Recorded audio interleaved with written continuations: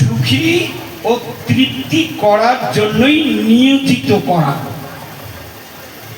তোমার দেহ, তোমার মন, তোমার ইচ্ছা, তোমার বুদ্ধি, তোমার সত্তা, তোমার সমস্ত প্রচেষ্টা কৃষ্ণকে সুখী ও তৃপ্তি করার জন্যই নিয়োজিত করতে হবে। অর্থাৎ আরো সংক্ষেপে বললেন, তোমার ইন্দ্রিয় দিয়ে ভগবানের ইন্দ্রিয়কে সুখী করতে হবে। তোমার ইন্দ্রিয় আছে, তোমার দুটা পা আছে, ধাম পরিক্রমা করো, ভগবানের সামনে তুমি নৃত্য করো, ভগবানের নয়ন ইন্দ্রিয় সুখ হবে। তুমি নৃত্য করো, নাচো গাও ভক্তের সঙ্গে, করো সংকীর্তন, ও চিরাত পাবে তুমি কৃষ্ণ প্রেমধন। তুমি নৃত্য করবে, ওই ওই ওই অন্য খালি নৃত্য করতে বলেন নাই, ভগবানের সামনে তুমি নৃত্য করো। আর কি করবে? ভগবানের নয়ন ইন্দ্রিয় সুখ হবে, ভগবানের নয়ন ইন্দ্রিয় সুখ হবে। আর কি হবে? তুমি তার সামনে গিয়ে দাঁড়াবে। কি দাঁড়াবে? স্বরূপের রূপে সেজে তার সামনে গিয়ে দাঁড়াতে হবে। তুমি তার স্বরূপে রূপ, জীবের স্বরূপ হয়, জীবের স্বরূপ হয় কি? নিত্য। পণ্ডিত হয়ে গেছে। জীবের স্বরূপ হয় নিত্য কৃষ্ণ দাস। দাস স্বরূপে তুমি দাস হয়ে তার সামনে গিয়ে দাঁড়াবে। হৃদয় বলছেন ভিতর এবং বাহির পরিষ্কার হয়ে তার স্বরূপে তার সামনে গিয়ে তোমাকে দাঁড়াতে হবে। তুমি যদি দাঁড়াও তাহলে ভগবানের কি হবে? ভগবানের নয়ন ইন্দ্রিয় সুখ হবে। তুমি যদি ভক্ত স্বরূপে, ভগবান ভক্তকে ভালোবাসেন, তাই কি বলছেন মহাজনগণ? বলছেন, আমার গুরুদেব বলছেন, মনের মানুষ পেলে আনন্দ বাড়ে যেমন, মনের মানুষ পেলে আনন্দ বাড়ে, ভক্ত পেলে গৌরে আনন্দ বাড়ে।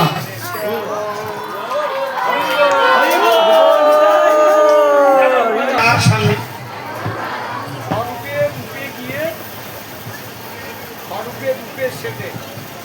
হরে কৃষ্ণ, তার সামনে গিয়ে নাচতে হবে, স্বরূপে রূপে সেজে।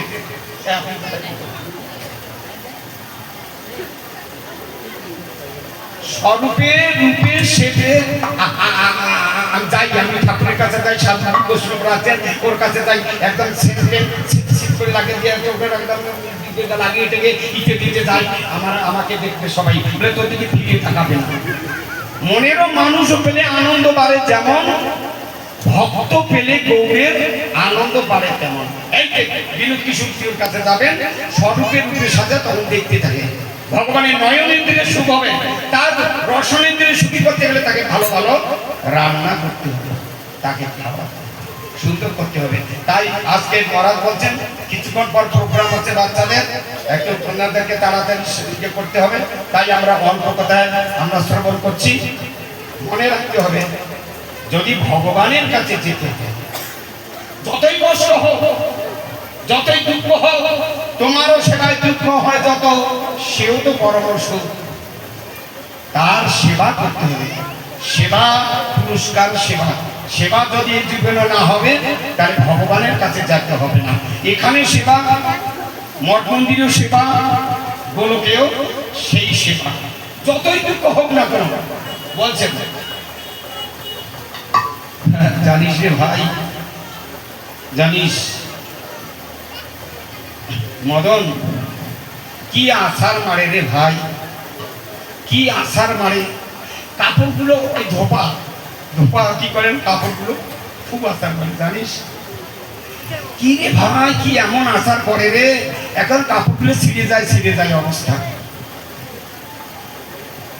ধোপা কেন কাপড়গুলো আছার মারছে না?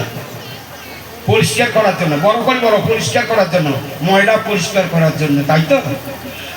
আমাদেরকে পরিষ্কার করার জন্য ভগবানের মায়া আমাদেরকে আচ্ছা করে ধোলাই দিচ্ছেন, কারণ আমাদেরকে পরিষ্কার করার জন্য। পরিষ্কার করার জন্য, হৃদয়ের ময়লা পরিষ্কার করার জন্য আমাদের দুঃখ কষ্ট জ্বালা যন্ত্রণা সংসারে আছে। কিন্তু যদি আমরা এইটা যদি ঠিক ঠিক যদি মেনে নিতে পারি, যেদিন বড় হবেন সেদিন বলবেন, জানিস আমাকে বাবা মা এত শাসন করছে, আমাকে খুব পিটিয়েছে, জানিস আজকে এত বড় কেন হয়েছি, আজকে আমি অনেক অনেক বড় হয়েছি একমাত্র বাবা মা। স্কুলে এত বড় পড়াশোনা কেন করেছি, ওই মাস্টার আমাকে এমন থাপ্পড় মারছিল না, ওর বাবা এখন মনে হচ্ছে আজকে এত বড় হয়েছি ওদের কৃপায়। সেই মায়া দেবী আমাদেরকে এত পিটাচ্ছেন, ভগবানের কাছে যাওয়ার জন্য আমাদেরকে এত পিটাচ্ছেন, আমাদেরকে যেতে হবে। আর তিনি বলছেন, জানিস জানিস কেন পিটাচ্ছেন? ওই তো সাজি বুঝে যাচ্ছেন, মহারাজ এখনই আমি তাহলে ছেড়ে দিচ্ছি, ওটা আবার আসছে। একটা আমাদের সবচেয়ে মনে রাখতে হবে, অল্প কথায় আমি সমাপ্ত করে দিচ্ছি। আমরা বলছেন স্বামী স্ত্রী দুইজন কাজ করে, সে সরকারি কাজ করে, অফিসে যান, তার একটা ছোট কি আছে, একটা বাচ্চা আছে। তোর বাচ্চাটা ওই কাজের মেয়ে পালন করে, কাজের মেয়ে প্রভু ওই বাচ্চাটাকে, কাজের মেয়েটা লালন পালন করে, ওই বাচ্চাটাকে লালন পালন, কে লালন পালন করে? ওই কাজের মেয়েটা। আর ওই বাচ্চাটার মা বাবা কোথায় যায়? অফিসে। ওই কাজের মেয়েটা বাচ্চাটাকে কোলে নিয়ে বলেন, মনা আমার, সোনা আমার, বাসা আমার, বাসা আমার আর সোনা আমার। খুব আদর করছে। কি আদর করছে? কাকে? বাচ্চাটাকে। কাকে আদর করছে? বাচ্চাটাকে আদর করছে। মনে মনে জানে, কি জানে, ও আমার আমার বাচ্চা নয়, কিন্তু আদর করছে, যত্ন করছে। মনে মনে জানে ও আমার নয়। জগৎজিৎ ওই রকম আদর করো, যত্ন করো, পালন করো, যা খুশি করো, কিন্তু মনে মনে জানবে ও আমার কেউ নয়। এইটাই যেন সব সময় মনে থাকে, আমার কেউ নয়। ও কার? ও ভগবানের। এ সমস্ত কিছুর মালিক কে? সব কিছুর মালিক গোবিন্দ। তাহলে এই আমরা যদি কোনো সময় পাই, এইখান থেকে শ্রবণ করব, সব কিছুর মালিক গোবিন্দ। আদর করো, পালন করো, যত্ন করো, লালন পালন করো, কিন্তু মনে মনে জানো একমাত্র কে আমার? গোবিন্দ আমার। এই জন্য বলে আমি তো তোমার আর তুমি তো আমার। কি কাজ অপরাধনে? আমি তো তোমার আর তুমি তো আমার। তুমি কাকে যত্ন করছো? যতটুকু করার না ততটুকু করো, কিন্তু মনে রাখবে টানটা যেন অন্য কোনো দিকে না থাকে, টানটা যেন একমাত্র গোবিন্দের সঙ্গে থাকে।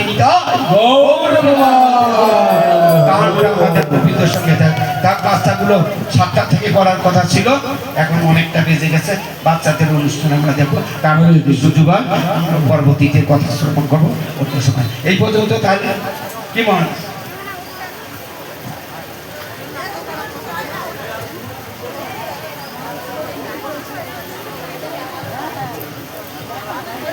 হরে কৃষ্ণ।